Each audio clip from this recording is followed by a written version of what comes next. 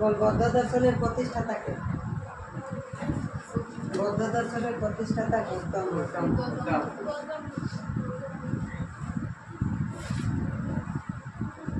গৌতম বুদ্ধের আসল নাম জানিস তো? সিদ্ধার্থ। সিদ্ধার্থ। তিনি কোথায় জন্মগ্রহণ করে জানিস? নেপালের কপিলাবস্তু নামক একটি শহরে তিনি জন্মগ্রহণ করেন এবং তার আসল নাম সিদ্ধার্থ। এই ক্যামেরা দেখুন, তার আসল নাম সিদ্ধার্থ, কিন্তু তিনি যখন সিদ্ধিলাভ বা বুদ্ধিলাভ করেন তখন তিনি বুদ্ধদেব নামে পরিচিত হন বা খ্যাতি লাভ করেন। আচ্ছা, আমাদের এই বছর আমাদের একটা জিনিস বল, আমরা দার্শনিক কাকে বলব? দার্শনিক কাকে বলব? যারা কোনো দর্শন প্রতিষ্ঠা করেছে বা কোনো দর্শন বা দর্শন শাস্ত্র নিয়ে চর্চা করে তাদের আমরা দার্শনিক বলবো। এবং বৌদ্ধ দর্শনের প্রতিষ্ঠাতা গৌতম বুদ্ধ, তাহলে আমরা গৌতম বুদ্ধকে দার্শনিক বলতে পারবো? পারবো না? পারবো না। কেন পারবো না? তাহলে তারা বলবি স্যার একটাই বললেন যারা দর্শন প্রতিষ্ঠা করে তারাই দার্শনিক এবং বৌদ্ধ দর্শনের প্রতিষ্ঠাতা গৌতম বুদ্ধ, তাহলে দার্শনিক বলবো না কেন? এটা বেসিক কোয়েশ্চেন তোমাদের মাথায় আসবে। দেখ, প্রচলিত বা সাধারণ অর্থে গৌতম বুদ্ধ কোনো দার্শনিক ছিল না। তাইলে বলবে তাইলে বৌদ্ধ দর্শন কোথা থেকে আসবে? তাহলে বলি প্রচলিত বা সাধারণ অর্থে গৌতম বুদ্ধ কোনো দার্শনিক ছিলেন না, তার বাণী বা উপদেশগুলোকে ভিত্তি করে বৌদ্ধ দর্শন গড়ে উঠেছে। তিনি তার শিষ্যদের যে বাণী বা যে উপদেশ দিতেন সেই উপদেশ বা বাণীগুলোকে তারা লিপিবদ্ধ এবং সেই লিপিবদ্ধ করত এবং পরবর্তীকালে সেটা পালি ভাষায় তারা রচিত করে। পরবর্তীকালে বা বুদ্ধদেবের মৃত্যুর পর তারা পালি ভাষায় রচিত করে এবং 3টি খণ্ডে বা 3টি গ্রন্থে বা 3টি পিটকে তারা রচনা করেছিল। তাহলে 3টি গ্রন্থে করেছিল, 3টি গ্রন্থে বা পিটকে। আর এই 3টা পিটককে একত্রে আমরা কি বলবো? ত্রিপিটক। এবং এই ত্রিপিটক হচ্ছে বৌদ্ধ দর্শনের মূল ধর্মগ্রন্থ বা দর্শন মূল ধর্মগ্রন্থ। তাহলে বৌদ্ধ দর্শনের মূল ধর্মগ্রন্থ ত্রিপিটক। ত্রিপিটক কোথা থেকে আসে বলে? ত্রিপিটকের যে 3টা গ্রন্থ কি কি জানিস? বিনয় পিটক, সূত্র পিটক, অভিধর্ম পিটক।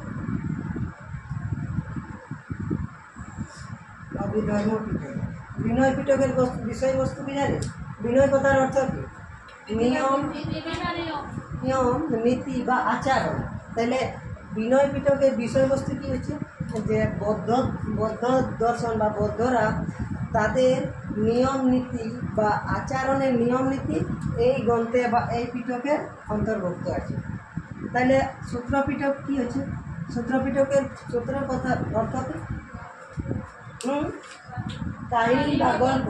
তাহলে এই সূত্রপিটকের বিষয়বস্তু হচ্ছে যে গৌতম বুদ্ধ যে তার বাণী বা উপদেশ দিয়েছিল সেগুলো গল্প বা কাহিনী আকারে সূত্রপিটকে আছে বা সংকলিত বা সংরক্ষিত হয়েছে। তাহলে অভিধর্ম কথার অর্থ কি? তত্ত্ব বা মতবাদ। তাহলে অভিধর্ম পিটকের বিষয়বস্তু আছে যে এইখানে বৌদ্ধ দর্শনের দার্শনিক তত্ত্ব বা মতবাদগুলো এই গ্রন্থে আছে মস্তকে। তাহলে বিনয় পিটক, সূত্র পিটক, অভিধর্ম পিটক গেল। বুঝতে পারলি সবাই? ঠিক আছে। ওই রাস্তাটা দেখি।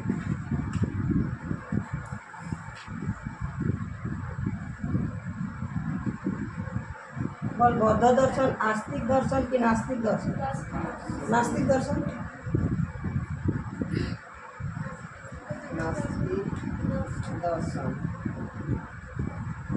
বৌদ্ধ দর্শন নাস্তিক দর্শন। আর বৌদ্ধ দর্শনের প্রতিষ্ঠাতা কি?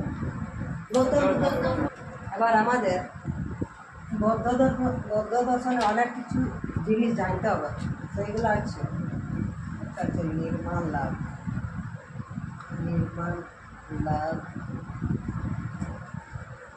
এটা হচ্ছে আর্য সত্য।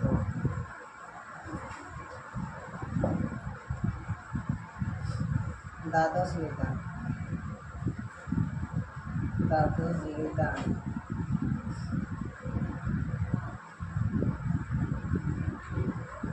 তারপরে হচ্ছে তোমাদের অষ্টাঙ্গিক মার্গ।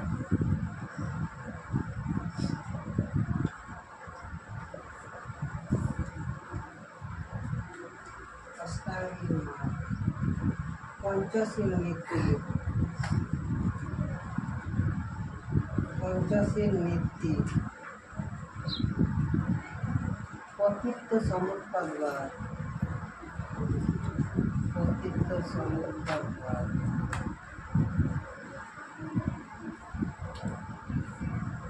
কর্মবাদ,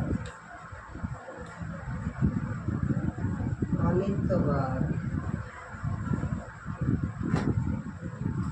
আমাদের বৌদ্ধ দর্শনে এতগুলো জিনিস জানতে হবে। তাহলে তোমাদের ডিসকাশন করি, নির্বাণ লাভ কি? এত দূরে দেখাচ্ছে ক্যামেরাটা। নির্বাণ লাভ কেউ জানিস নির্বাণ লাভ কি? দেখ, বুদ্ধদেব উপলব্ধি করেছিল যে মানব জীবন দুঃখময়, সেই জন্য তিনি নির্বাণ লাভের কথা বলেছিলেন। তাহলে নির্বাণ লাভ কি? জীবনে লিখবে তো লিখে রাখতে পারিস, কিন্তু তাড়াতাড়ি লিখতে হবে, আমার লেখা শেষ হতে হবে, পরে লেখা বলছি। জীবনে, ঠিক আছে, জীবনে দুঃখ থেকে চিরতরে মুক্তি লাভ হলো নির্বাণ লাভ। তাহলে নির্বাণ লাভ হচ্ছে যে জীবনে দুঃখ থেকে চিরতরে মুক্তি লাভ হচ্ছে নির্বাণ লাভ। তাহলে নির্বাণ লাভ বুঝলে কি বুঝলে? তারপরে আছে আমাদের আর্য সত্য।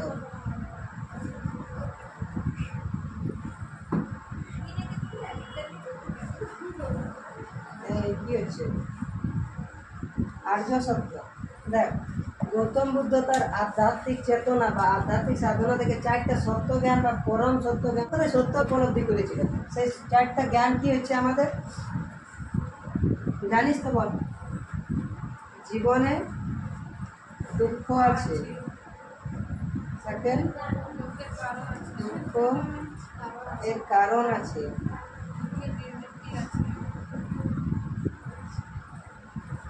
দুঃখের নিবৃত্তি আছে,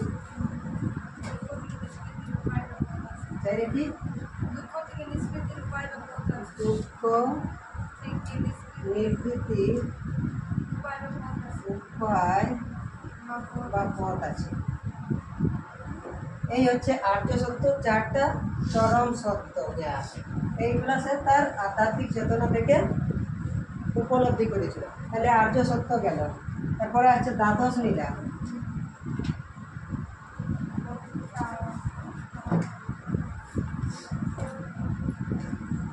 দ্বাদশ নিদান কেউ জানি? দ্বাদশ নিদান দেখ, গৌতম বুদ্ধ দুঃখের কারণ হিসাবে 12টা কারণের কথা উল্লেখ করেছে।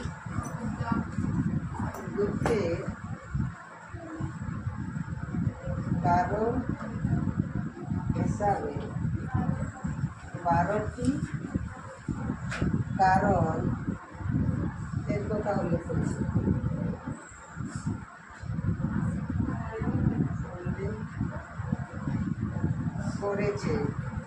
তাহলে তোমার জীবনে দুঃখ আছে, তার জন্য 12টা কারণ আছে। এবং এই 12টা কারণ যদি তোমার জীবন থেকে দূর হয়, তাহলে তোমার জীবনে আর দুঃখ থাকবে। এটা হচ্ছে দুঃখের কারণ বা দ্বাদশ নিদান। দ্বাদশ নিদান গেল। এবার অষ্টাঙ্গিক মার্গ কি? এই অষ্টাঙ্গিক মার্গ, দেখ 12টা কারণ আছে। তো এই 12টা কারণের জন্য আমরা দুঃখ পাচ্ছি, এবং দুঃখ থেকে বাইর হয়ে আসার জন্য আমাদেরকে 8টা মার্গের কথা বলেছি। 12টা কারণের জন্য আমাদের জীবনে দুঃখ আছে, এবং এই 12টি কারণ থেকে বাইর হয়ে আসার জন্য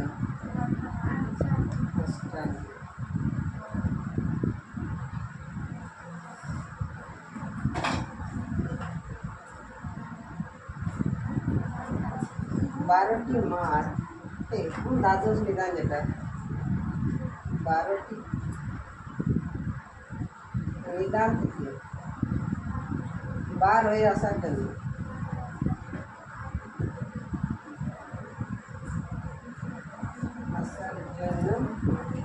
আটটি মার্গের কথা বলেছিল, মার্গের কথা বলেছিল। এটা হচ্ছে অষ্টাঙ্গিক মার্গ। আর এটা আগে হয়ে যায় বেশি যদি এই অষ্টাঙ্গিক মার্গ যদি তুমি অনুসরণ করো তাহলে নির্বাণ বা পরিনির্বাণ লাভ করবে। কারণ দুঃখ এটা থেকেই তো দূর হয়েছে, বা দূর করার উপায় বা মার্গ হচ্ছে আটটি। এই আটটি যদি তুমি মেনে চলো তাহলে তুমি পরিনির্বাণ বা নির্বাণ লাভ করবে। তাহলে অষ্টাঙ্গিক মার্গ গেল। তারপরে আসছে তোমাদের পঞ্চশীল নীতি।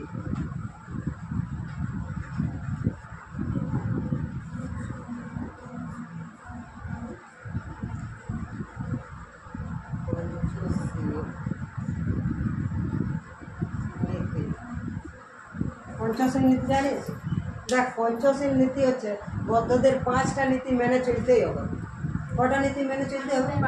5টা। এগুলা কি কি? দেখ, এক হচ্ছে তোমাকে চুরি করা যাবে না, চুরি থেকে বিরত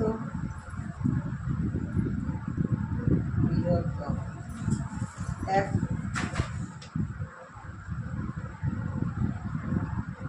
সেকেন্ড হচ্ছে মাদক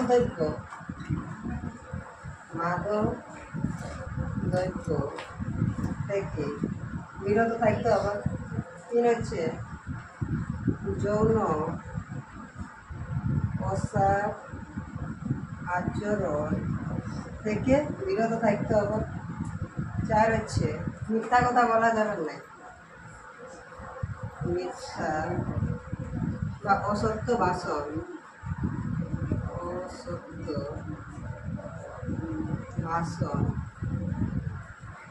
থেকে বিরত। এটা মনে পড়ছে না, পরে বলে দিব।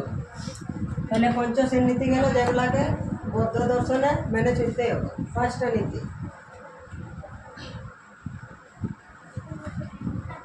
তারপরে কি আছে? কর্তৃত্ব সমুৎপাতবাদ। কর্তৃত্ব সমুৎপাতবাদ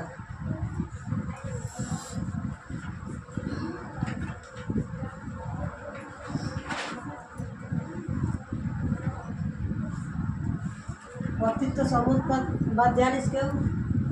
দেখ, কর্তৃত্ব কথার অর্থ হচ্ছে কর্তৃত্ব কথার অর্থ হলো কোনো কিছুর অধীনে থাকা, কোনো কিছু অধীনে থাকা,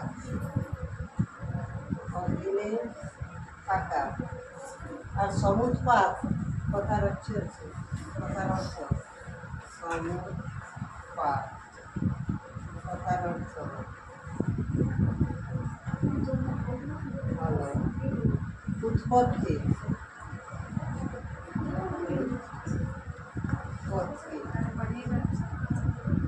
তাহলে উৎপত্তিগত দিক থেকে কর্তৃত্ব সমুৎপাতবাদের অর্থ কি হবে? কোনো কিছু শর্তাধীনভাবে কোনো কিছুর অধীনে থাকা, মানে সব কিছুই কারণ না কারণ অধীনে থাকবে, এটা হচ্ছে কর্তৃত্ব সমুৎপাতবাদ। তারপর যে আছে তোমাদের কর্মবাদ।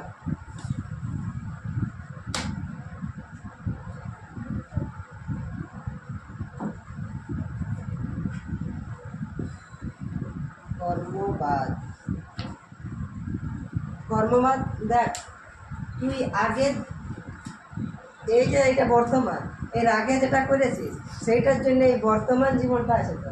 আর এই বর্তমানে যেটা করবে এটা তো ডিসাইড করবে যে তুই পরবর্তীকালে কী হবে। তাহলে পূর্ববর্তী জীবনের ফল হচ্ছে বর্তমান ফল, আর বর্তমান কর্মের ফল হবে পরবর্তী জীবন। তাহলে সবগুলার কার্যকারণ সম্পর্ক বা মিল আছে। এটাই হচ্ছে কর্মবাদ। কর্মবাদ 2 প্রকার তোমাদের দেওয়া আছে। কী কী দেওয়া আছে?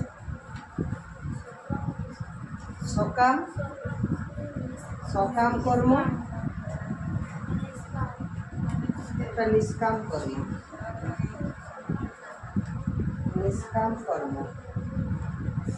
দেখ সকাম কর্ম জিনিসটা আছে যেটা তুই কোনো কিছু আশা করে করবি বা আশা আকাঙ্ক্ষা করবি না, আমি যদি বেশি পড়ি তাহলে বেশি রেজাল্ট করবি, এটা তো আমাদের সকাম কর্ম। আর নিষ্কাম কর্ম কি, সে আড়ানো যা হবে হবে, কোনো আশা আকাঙ্ক্ষা নেই, সেটা নিষ্কাম কর্ম, বুঝলে। তারপরে কি আছে অনিত্যবাদ।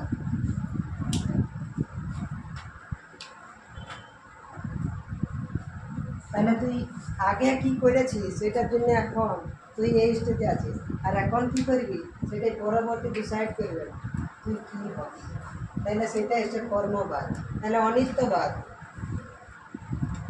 অনিত্যবাদ। দেখ অনিত্যবাদ জিনিসটা হচ্ছে কোনো কিছুই স্থায়ী, কোনো কিছু স্থায়ী বটে। আমি আজ এখানে আছি, কালকে কত দেখি, তাহলে কোনো যেতে পারি না। তাহলে অনিত্যবাদ কোথায় হচ্ছে, যার উৎপত্তি আছে তার বিনাশও আছে, সেটাই অনিত্যবাদ। কোনো কিছু স্থায়ী, সেটা হচ্ছে তোমাদের অনিত্যবাদ। তাহলে এইগুলা গেল তোমাদের অনিত্যবাদ। এবার তোরা বল এই 8টার মধ্যে কোনটা অসুবিধা আছে, যদি অসুবিধা থাকে বল, নাইলে নেক্সট চলে যাবে। অসুবিধা না, আমি তো আগেই জানি আমি ভাগ্যবান শিক্ষক, কারোর অসুবিধা হবে। আচ্ছা ঠিক আছে, এইগুলো হয়ে গেছে, যদি পরে অসুবিধা থাকে তা বলবি। তাহলে এরপর আমরা কোথায় যাব, এডুকেশনাল ইম্প্যাক্ট। দেখ এডুকেশনাল ইম্প্যাক্টে যাওয়ার আগে আমাদের একটা জিনিস জানতে হবে যে বৌদ্ধ দর্শন বা বৌদ্ধ যে শিক্ষা অর্জন করবে, শিক্ষায় আমরা চলে গেলাম, তো শিক্ষাটা কোথায় হবে, বৌদ্ধ মঠে বা বৌদ্ধ বিহারে, বৌদ্ধ মঠে বা বৌদ্ধ বিহারে, বৌদ্ধ বিহারে। এবার যখন শিক্ষা অর্জন করবে বা শিক্ষা গ্রহণ করবে তখন একটা অনুষ্ঠানের মাধ্যমে করবে, সেই অনুষ্ঠানটার নাম হচ্ছে প্রবজ্জা। প্রবজ্জা। তাহলে বৌদ্ধ শিক্ষা যখন গ্রহণ করবে বৌদ্ধ মঠে বা বৌদ্ধ বিহারে যায়, তখন সে একটা অনুষ্ঠানের মাধ্যমে সেটা হচ্ছে প্রবজ্জা। তাহলে প্রবজ্জা কি, শিক্ষা অর্জনের জন্য একটা অনুষ্ঠান। সে শিক্ষা শুরুর সময় এটা হবে, শিক্ষা শুরুর সময় একটা অনুষ্ঠান হবে, সেটা প্রবজ্জা। প্রবজ্জার মাধ্যমে শিক্ষা শুরু হবে। এইটা যদি তোরা ব্রাহ্মণ শিক্ষা পড়েছিল, তো ব্রাহ্মণ শিক্ষা এইটার নাম ছিল উপনয়ন। উপনয়ন, উপনয়ন কি জিনিস বল, এটা একটা অনুষ্ঠানের মাধ্যমে শিক্ষাটা শুরু হবে। সেটা আমরা সাধারণত এখন কি হয়, পৈতে, পৈতা, পৈতা বা পৈতে, পৈতা বা পৈতে। কিন্তু আমরা এখন মিনিংটাকে চেঞ্জ করে দিই। এই যে উপনয়ন আর প্রবজ্জা, এই উপনয়নের এখন বর্তমানে মিনিংটাকে চেঞ্জ করেছি। কিন্তু এখন যদি তোর পৈতা হয় তাহলে তুই পূজা পাঠ করার যোগ্য হবে। কিন্তু এটা ব্রাহ্মণ শিক্ষায় কী ছিল, এই সময় 8 বছরে এটা শুরু হতো, ব্রাহ্মণের 8 বছরে শুরু হতো, 8 বছরে শুরু হতো। এইটার মানে তখন কি ছিল, যে তুমি শিক্ষা অর্জন করার যোগ্য, এই সময় থেকে তুমি শিক্ষা অর্জন করবে এই অনুষ্ঠানের মাধ্যমে। আর এখন এই অনুষ্ঠানের মাধ্যমে তুমি পূজা পাঠ করতে পারবে, এটা হচ্ছে পৈতা। সেই সেম জিনিসটা হচ্ছে প্রবজ্জা, শুধু নামটা আলাদা। এখন আমাদের কি হয় বলতো, এখন আমাদের কি নবীনবরণ হয় না, তো নবীনবরণের এটা আমাদের এখন নাম হয়ে গেছে নবীনবরণ। এটার মাধ্যমে শিক্ষা শুরু হবে। তাহলে প্রবজ্জা গেল। এবার বৌদ্ধ শিক্ষায় যারা প্রবজ্জা গ্রহণ করলো তাদের একটা উপাধি দেওয়া হবে, উপাধিটা হচ্ছে শ্রমণ।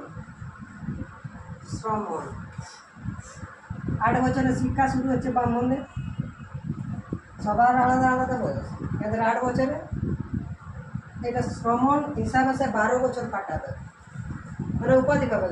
প্রবজ্জা যারা গ্রহণ করলো তাদের উপাধি দেওয়া হতো শ্রমণ। এই শ্রমণে তারা 12 বছর পড়াশোনা বা শিক্ষা দীক্ষা করবে বা কাটাবে, তারপরে একটা অনুষ্ঠান হবে, সেটা হচ্ছে উপসম্পদা।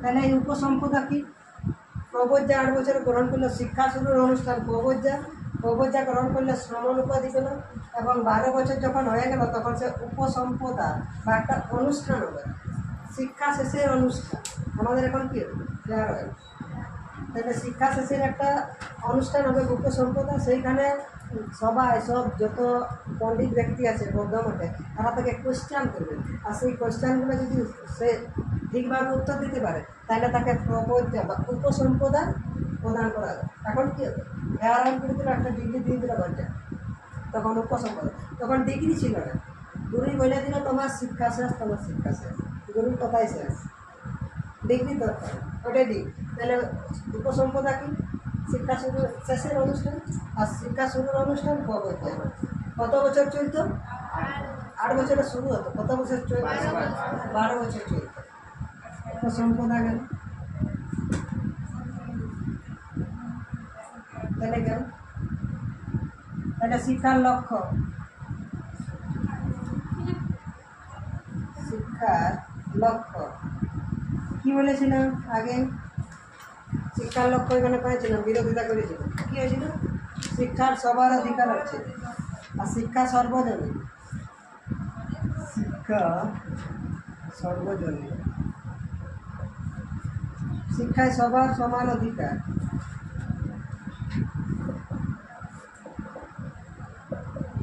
সমান অধিকার। ব্রাহ্মণ্য শিক্ষায় ব্রাহ্মণদের 8 বছরে শুরু হতো, ব্রাহ্মণ্য শিক্ষা ব্যবস্থা দেখে না তাহলে বুঝতে পারবে, ব্রাহ্মণ্য শিক্ষা শুরু কবে হতো, 8 বছরে, ক্ষত্রিয়দের 11, বৈশ্যদের 12, এবং শূদ্রদের তো অধিকার নাই, খুঁজে লিখছি নাই। আর এইখানে শিক্ষার শুরু সবার, সে তুই বৈশ্য থাক, শূদ্র থাক, ব্রাহ্মণ থাক, ক্ষত্রিয় থাক, সবার সমান সুযোগ থাকবে এবং সবার 8 বছরে শুরু হবে। শিক্ষা শুরুটা সবার এখানে 8 বছরেই হবে, এটা বৌদ্ধ শিক্ষায় 8 বছরেই শুরু হবে। সে তুই যে থাক সবার সে 8 বছরে এবং 12 বছরে চলছে। তাহলে যদি 8 বছরে শুরু হয়, 12 বছর চলছে, তাহলে শিক্ষা শেষ কবে হবে, 20 বছরে। এবং এইখানে এটা শিক্ষার লক্ষ্য সর্বজনীন, সবার জন্য সমান। আর এইখানে আর অষ্টাঙ্গিক মার্গ, অষ্টাঙ্গিক মার্গ ও আর্য সত্য, আর্য সত্য মেনে চলতে হবে, এটা শিক্ষার লক্ষ্য। শিক্ষার লক্ষ্য গেল, বুঝতে পারলি শিক্ষার লক্ষ্য, জোরে বলতে শুনতে পাবো। তারপরে তারপরে কি আসবে আমাদের, শিক্ষণ পদ্ধতি, শিক্ষণ পদ্ধতি, শিক্ষণ পদ্ধতি বিভিন্ন প্রকার শিক্ষণ পদ্ধতি থাকলেও 3টা গুরুত্বপূর্ণ ছিল। গুরুত্বপূর্ণ কী ছিল, 3Rটা গুরুত্বপূর্ণ। 3R বুঝিস, রিডিং, রাইটিং, অ্যারিথমেটিক।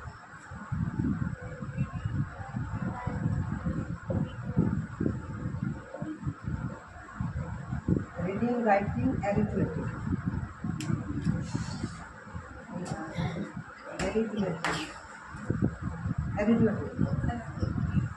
রিডিং মানে কি, পড়া, রাইটিং লেখা, অ্যারিথমেটিক গণিত, এই 3টার উপর বেশি গুরুত্ব দেওয়া হয়েছে। আর শিক্ষা পদ্ধতিটাও সেই হবে, বিতর্ক সভার মধ্যে হবে, বিভিন্ন রকম বিতর্ক সভা হবে, আলোচনা সভা হবে, তার মাধ্যমে শিক্ষাদান দিয়ে থাকবে। তাহলে এটা শিক্ষাদান গেল। তারপরে আমাদের আসবে শিক্ষার্থী, শিক্ষার্থী কেমন হবে,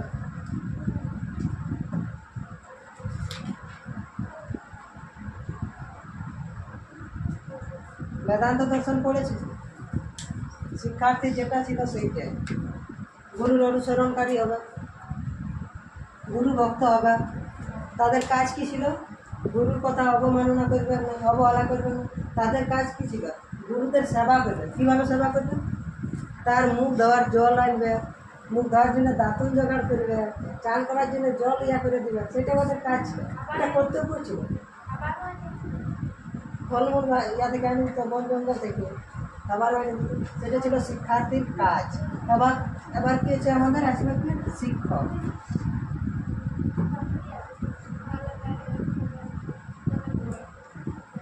শিক্ষক কেমন হবে, দেখ শিক্ষক হবে অষ্টাঙ্গিক মার্গ আর আর্য সত্যের পথিক পথিক বলতে কি বুঝি? ছেলেদের সেই পথে নিয়ে যাবে, যাতে সবাই আর্য সত্য এবং অষ্টাঙ্গিক মার্গ নিয়ে চলে। এবার অষ্টাঙ্গিক মার্গের মাধ্যমে তো পরিনির্বাণ কী হবে, আর বৌদ্ধ দর্শনের মূল উদ্দেশ্য বা লক্ষ্য হলো পরিনির্মাণ লাভ করা। তাহলে পরিনির্মাণের জন্য আমাদের অষ্টাঙ্গিক মার্গের দরকার, সেই জন্য অষ্টাঙ্গিক মার্গকে অনুসরণ করা ব্যক্তি। এবং শিক্ষক দু ধরনের ছিল, শিক্ষক দু ধরনের, একটা ছিল উপাধ্যায়, উপাধ্যায়, আর একটা ছিল কর্মচার্য। তাহলে উপাধ্যায়ের কাজ কি? সে বিষয় ভিত্তিক জ্ঞান দেবে।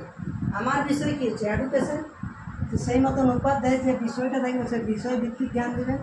আর এই কর্মাচার্য যেটা কী হবে, সে কর্ম বা নৈতিক দিকের জ্ঞান দেবে, কী করতে হবে কী করতে হবে না সেটা। তাহলে দুই ধরনের শিক্ষক ছিল, উপাধ্যায় কর্মচার্য হয়ে গেল।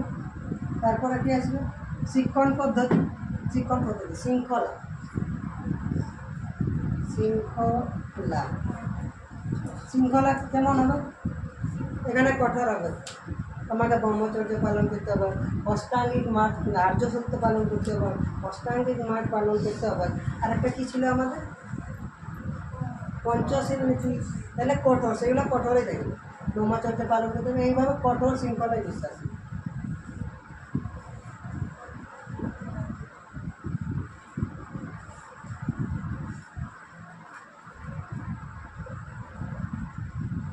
তাহলে আমাদের বৌদ্ধ দর্শন গেল। যদি কারো অসুবিধা থাকে তাহলে বল, আর ক্যামেরাটা অফ করে দে, আর কোয়েশ্চেন দেয়, যা কোয়েশ্চেন দেখবি সেটা বলি।